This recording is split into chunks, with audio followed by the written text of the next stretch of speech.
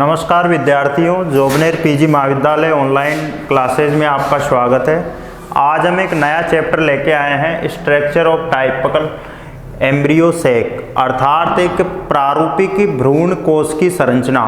इससे पहले हमने पिछली कालांश में देखा था कि जो ओव्यूल है, ओव्यूल के प्रकार और जो प्रतीप जो ओव्यूल है, बीजांड है, उसके बारे में विस्तार पूर्वक हमने अध्ययन किया था। उसकी संरचना का अध्ययन किया था, उसमें कौन कौन से भाग पाए जाते हैं, उन सब के बारे में विस्तार पूर्वक अध्ययन कर लिया। उसके पश्चात आज हम देखेंगे कि एक जो प्रारूपिक जो भ्रूण कोश होता है उसमें स्थिति कैसी होती है, कौन कौन सी कोशिकाएं पाई जाती है, उन सब के बारे में विस्तार पूर्वक अध्ययन करेंगे। तो सबसे पहले हम बात करते हैं टापिकल जो एम्ब्रियो सैक है उनमें क्या क्या पाया जाता है, कौन कौन सी कोशिकाएं होती है। तो उसमें सबसे पहले हम यदि बात करें तो सबसे पहले क्या होता है कि इसमें एक कोशिका पाई जाती है, एग एपरेटस। एक एपरेटस का मतलब क्या होता है, अंड समुच्चय, अर्थात इसमें जो बीजांड द्वारीय जो भाग होता है उस बीजांड द्वारीय भाग के पास में एक कोशिका क्या होती है, एग सेल होती है, यानी कि एक अंड कोशिका होती है।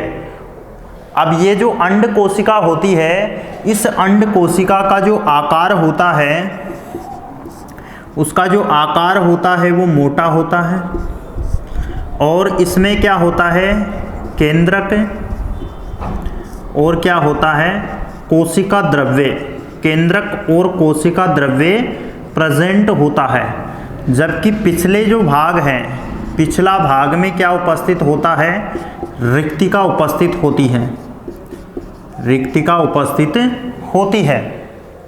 कहने का मतलब यह है कि इसका जो बीजांड द्वारीय भाग है, इस बीजांड द्वारीय भाग में केंद्रक उपस्थित होता है और कोशिका द्रव्य, और ये जो आकार में मोटी होती है, पिछला भाग जो होता है उसमें रिक्तिका उपस्थित होती है। उसके बाद में ये तो पहली कोशिका हो गई। दूसरी कोशिकाओं की हम बात करते हैं, साइनेर्जिड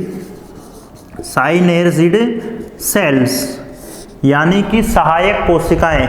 सहायक कोशिकाएं कितनी होती है, पहले हमने पढ़ा कि अंड कोशिका, अब अंड कोशिका के दोनों ओर, अंड कोशिका की क्या होती है, दोनों ओर, अंड कोशिका के दोनों ओर सहायक कोशिकाएं पाई जाती हैं, सहायक कोशिका उपस्थित होती हैं। कितनी सहायक कोशिका उपस्थित होती है, सहायक कोशिका होती है 2। अंड कोशिका के दोनों ओर सहायक कोशिकाएं उपस्थित होगी। सहायक के नाम से ही पता चल रहा है कि ये केवल सहायता प्रदान करती है, कोई जो प्रोसेस होती है उसमें सहायता प्रदान करने का कार्य सहायक कोशिकाएं होती हैं। उसके बाद में तीसरी हम बात करें तो तीसरा जो है वो है सेकेंडरी न्यूक्लियस, यानी कि द्वितीय केंद्रक। द्वितीय केंद्रक का मतलब है कि इसमें केंद्रक कितने पाए जाते हैं, तो केंद्रक कितने पाए जाएंगे, 2 केंद्रक पाए जाएंगे और दोनों केंद्रक हमारे को स्पष्ट रूप से दिखाई देते हैं। दोनों केंद्रक क्या होंगे, वो भ्रूण कोश के मध्य भाग में व्यवस्थित होंगे। तो केंद्रकों की संख्या कितनी होगी, 2 होगी। तीसरे प्रकार की हम यदि कोशिका की, चौथे प्रकार की कोशिका की बात करें तो वो है एंटीपोडल सेल। एंटीपोडल सेल, इसको क्या बोलते हैं, प्रतिमुखी कोशिका बोलते हैं। कौन सी कोशिका बोलते हैं, प्रतिमुखी। तो प्रतिमुखी कोशिकाएं कितनी होती है, संख्या में 3 होती हैं और किस ओर पाई जाती है, ये इसके विपरीत पाई जाती है एक सेल कोशिका के। तो इसका मतलब कहाँ पाई जाएगी, ये तो बीजांड द्वारीय तरफ पाई जा रही थी, तो ये कौन सी तरफ पाई जा रहेगी, ये निभागीय तरफ पाई जाएगी, निभागीय तरफ पाई जाएगी। तो इस प्रकार इसमें जो एम्ब्रियो सैक है इसमें कौन कौन सी कोशिकाएं हो गई, एग एपरेटस, अर्थात एक कोशिका कौन सी हो गई, अंड कोशिका हो गई, आकार में मोटी हो गई और इसमें केंद्रक कोशिका द्रव्य पाए जाते हैं। इसका जो पिछला भाग होगा उसमें रिक्तिका उपस्थित होगी। उसके बाद में दूसरी जो कोशिका है वो सिनेर्जिड कोशिका, जिसको हम सहायक कोशिका बोलते हैं, दोनों ओर प्रेजेंट रहेगी। उसके बाद में तीसरी जो कोशिका है वो है सेकेंडरी न्यूक्लियस, अर्थात क्या हुआ कि द्वितीय केंद्रक। तो केंद्रक की संख्या कितनी पाई जा रही है? 2। केंद्रक कितने पाए जा रहे हैं? 2। उसके बाद में कौन सी है? Antipodal cell. ये जो एंटीपोडल सेल होती है निभागीय तरफ पाई जाती है, यानी कि जो एग एपरेटस और सहायक कोशिकाएं हैं उनके विपरीत दिशा में ये पाई जाती है। तो ये इनकी व्यवस्था हो गई। व्यवस्था की यदि मुख्यतः बात करें तो इनकी जो सिचुएशन होती है वो 3+2+3 होती है। ये कई बार कंपटीशन और प्रतियोगी परीक्षाओं में भी पूछा गया है कि एक संपूर्ण जो एम्ब्रियो सेक है अर्थात भ्रूण कोश की संरचना में कोशिकाओं और केंद्रक की व्यवस्था क्या होती है? तो 3+2+3, यानी कि 3 कोशिकाएं नीचे की ओर, 3 कोशिकाएं ऊपर की ओर, बीच में 2 केंद्रक हो गए, 3 एंटीपोडल सेल हो गए, 2 केंद्रक हो गए और 2 सहायक कोशिका और 1 अंड कोशिका हो गए। तो 3+2+3 इसका मतलब क्या है? ये ऐसी व्यवस्था पाई जाती है। और कई बार यह भी क्वेश्चन पूछा गया है कि इसमें स्थिति क्या होती है? तो ये क्या होती है? 7 केंद्रकीय और 8 कोशिकीय, 7 केंद्रकीय और 8 कोशिकीय व्यवस्था होती है। ऐसी सिचुएशन इसमें प्रारूपिक जो भ्रूण कोश होता है उसमें ऐसी पाई जाती है। अब हम इसकी विस्तार पूर्वक चर्चा हमने जो पढ़ा है उसके बारे में अब हम इसका डायग्राम बनाते हैं, कैसी इसकी स्थिति होती है। तो इसका डायग्राम ऐसे तैयार करते हैं, ऐसी इसकी पोजीशन होती है। ये लगभग इसका जो लंबवत आकार में ये व्यवस्थित होती है। तो ये कौन सी फेज हैं? ये ऊपर की ओर जो फेज हैं ये है हमारे बीजांड द्वारीय फेज। इसको हम हिंदी में लिख देते हैं बीजांड द्वारीय भाग। ये कौन सा भाग हो गया? बीजांड द्वारीय भाग। और नीचे वाला जो भाग कौन सा है? वो है निभागीय भाग। निभागीय भाग। अब बीजांड द्वारीय भाग में अभी हमने व्यवस्था देखी थी, 3 कोशिकाएं पाई जा रही थी, 2 तो सहायक कोशिकाएं और 1 अंड कोशिका। तो ये जो भाग में जो पाई जा रही है, या आपको ये मोटी जो कोशिका दिखाई दे रही है, इस कोशिका को हम क्या बोलेंगे? Egg cell. जो बीच में जो कोशिका पाई जा रही है उस कोशिका को हम क्या बोलेंगे? Egg cell. एग सेल यानी कि अंड कोशिका। ये अंड कोशिका है। उसके बाद में क्या कौन सी कोशिका है? अंड कोशिका के दोनों ओर, अंड कोशिका के ये दोनों ओर अंड कोशिका से छोटी कोशिकाएं दिखाई दे रही है। इन दोनों कोशिकाओं को हम किस नाम से जानते हैं? इन दोनों कोशिकाओं को बोलेंगे साइनेर्जिड। साइनेर्जिड का मतलब क्या होता है? सहायक कोशिका। सहायक कोशिका। तो ये जो बीजांड द्वारीय ये जो भाग है, इस बीजांड द्वारीय भाग में कुल कितनी कोशिकाएं पाई जाती है? 3 कोशिकाएं पाई जाती है। एक तो हो गई अंड कोशिका और ये 2 हो गई सहायक कोशिका। अब हम बात करते हैं अंड कोशिका की। तो ये जो अंड कोशिका है, अंड कोशिका के बीच में आपको ये गोले से दिखाई दे रहे हैं। तो ये जो प्रथम ये जो गोला है वो तो क्या है? ये तो केंद्रक है। और ये इसके पास में ये क्या है? ये है कोशिका द्रव्य। क्या है ये? कोशिका द्रव्य। और ऊपरी ओर ये आपको गोला दिखाई दे रहा है वो क्या है? रिक्तिका।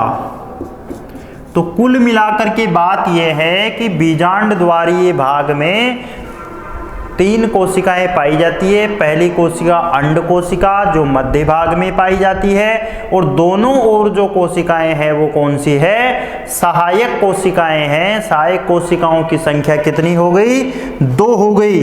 अब ये तो हो गया बीजांड द्वारीय भाग। उसके बाद में हम कौन सा भाग देखते हैं, निभागीय भाग।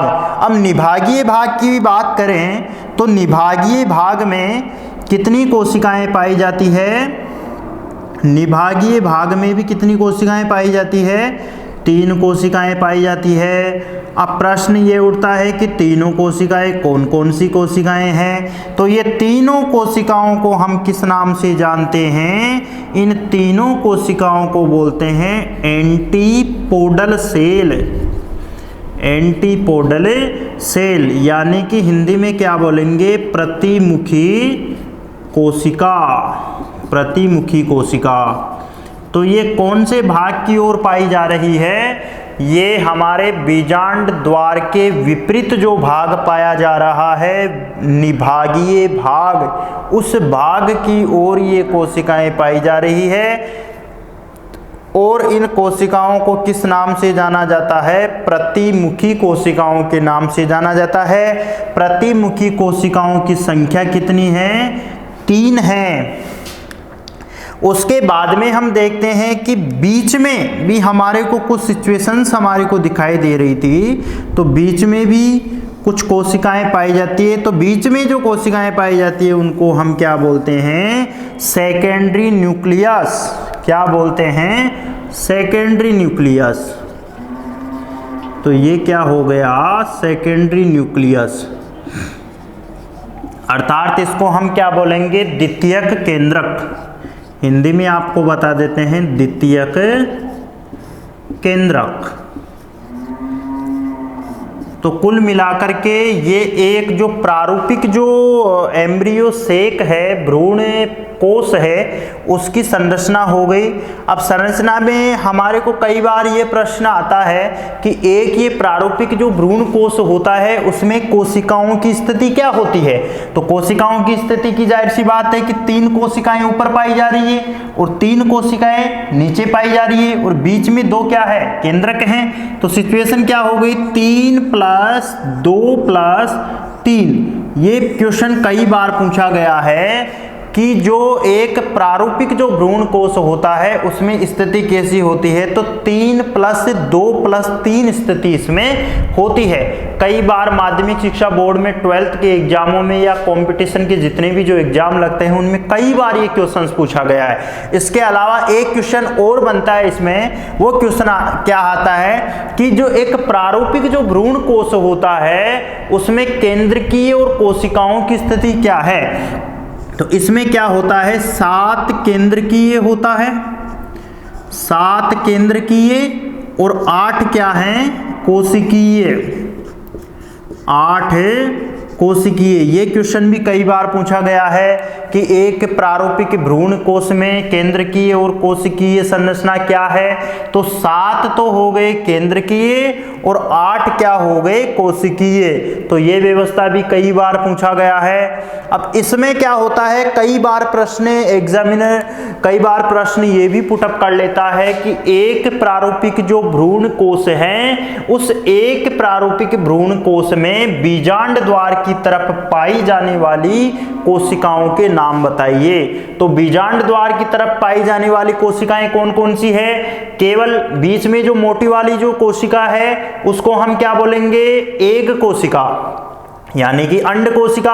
अब आपको ये अंड कोशिका स्पष्ट रूप से दिखाई दे रही है कि ये जो अंड कोशिका है, इस अंड कोशिका का जो आधारी भाग है वो पतला है, जबकि नीचे वाला भाग क्या है, मोटा दिखाई देता है। और इस मोटापे का कारण क्या है कि इसमें कोशिका द्रव्य के अंदर क्या पाया जाता है, केंद्रक पाया जाता है। और आधारी भाग यानी कि पीछे की तरफ इसमें क्या पाई जा रही है, रिक्तिका पाई जा रही है, वैक्यूल पाई जा रही है। और ये संपूर्ण हमारे को क्या दिखाई दे रहा है, कोशिका द्रव्य दिखाई दे रहा है। तो अंड कोशिका हो गई।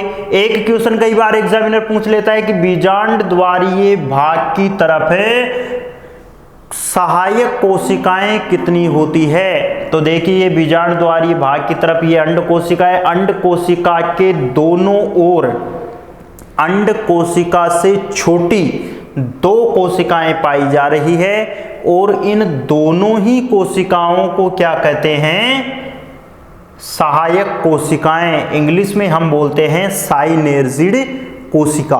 तो ये साइनेर्जिड कोशिका संख्या में 2 है।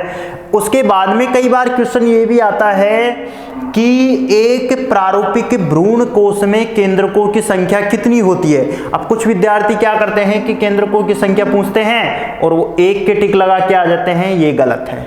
क्योंकि देखिए हमारे को ये जो केंद्रक हैं वो स्पष्ट रूप से कितने दिखाई दे रहे हैं, 2 दिखाई दे रहे हैं। और हमने यहाँ पर लिखा भी है कि सेकेंडरी न्यूक्लियस अर्थात द्वितीयक केंद्रक। तो कहने का मतलब बीच में जो केंद्रक पाया जाता है वो कितने संख्या में कितने होते हैं, 2 होते हैं। इसे हम किस नाम से जानते हैं, द्वितीयक केंद्रक भी बोलते हैं। उसके बाद में यदि बात करें तो कई बार वाइवा के अंदर जो एग्जामिनर होता है वो प्रैक्टिकल में कई बार पूछा गया है कि जो निभागीय जो भाग होता है उस निभागीय भाग में कितनी कोशिकाएं पाई जाती है। तो निभागीय जो भाग होता है भ्रूण कोश का, उस भ्रूण कोश के निभागीय भाग में टोटल कितनी कोशिकाएं दिखाई दे रही है अपने को। जो हरे रंग से जो मैंने रेखांकित की है, ये जो हरे रंग वाली ये जो कोशिकाएं आपको ये जो दिखाई दे रही है, ये जो कोशिकाएं हैं वो कौन सी है, प्रतिमुखी कोशिकाएं हैं। और प्रतिमुखी कोशिका आपको स्पष्ट रूप से दिखाई दे रही है, ऊपर से नीचे ये व्यवस्थित है, तस्त्रीनुमा रूप में व्यवस्थित है। जैसे एक के ऊपर एक हम सिक्के की जो व्यवस्था रखते हैं वैसे ये व्यवस्थित रूप से है। तो इसको हम क्या बोलेंगे, एंटीपोडल सेल, यानी कि प्रतिमुखी कोशिकाएं। तो ये क्या है, एक संपूर्ण जो प्रारूपिक जो भ्रूण कोश है, उस प्रारूपिक भ्रूण कोश की जो संरचना है वो हमारे को स्पष्ट रूप से दिखाई दे रहे हैं। उसके बाद में हम बात करते हैं, लास्ट में इसके कार्यों की चर्चा करते हैं कि ये जो संपूर्ण जो प्रारूपिक जो भ्रूण कोश है इसके कार्य क्या होंगे। कार्य को हम क्या बोलते हैं, फंक्शंस, यानी कि इसके जो कार्य क्या होंगे वो। अब पहला जो कार्य है वो क्या है, पोषण प्रदान करना, पोषण प्रदान करना।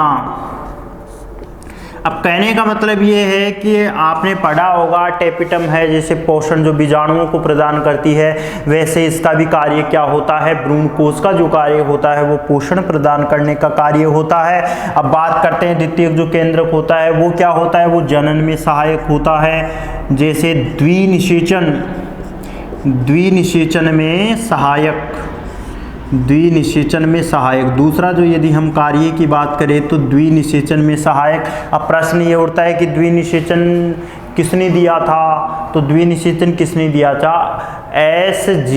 नवासीन एक वैज्ञानिक थे। उस वैज्ञानिक ने डबल फर्टिलाइजेशन की प्रक्रिया को विस्तार पूर्वक समझाया था। तो इसका मतलब क्या हो गया कि द्विनिषेचन में सहायक होते हैं द्वितीय केंद्र, क्योंकि एक केंद्रक है जो जनन करेगा, दूसरा जो केंद्रक है वो दूसरी प्रक्रिया के द्वारा अपना जनन में सहायक होगा। तो ये जो द्वितीयक जो केंद्रक द्विनिषेचन की प्रक्रिया में ये क्या होता है, महत्वपूर्ण होता है। उसके अलावा जो सिनेर्जिड है, सहायक कोशिकाएं हैं, वो भी प्रजनन प्रक्रिया में भाग लेती हैं। एंटीपोडल कोशिकाओं का कोई मुख्य कार्य नहीं होता, वह केवल व्यवस्थित रूप से केवल इस प्रक्रिया में ही सहायक होती है। तो इस प्रकार आज हमने बीएससी पार्ट 3 में एक प्रारूपिक जो भ्रूण कोश है उसकी हमने विस्तार पूर्वक चर्चा की है, उसके कार्यों पर प्रकाश डाला है। आगामी क्लास में हम एक नया चैप्टर लेकर के आएंगे। तब तक के लिए सभी विद्यार्थियों को धन्यवाद।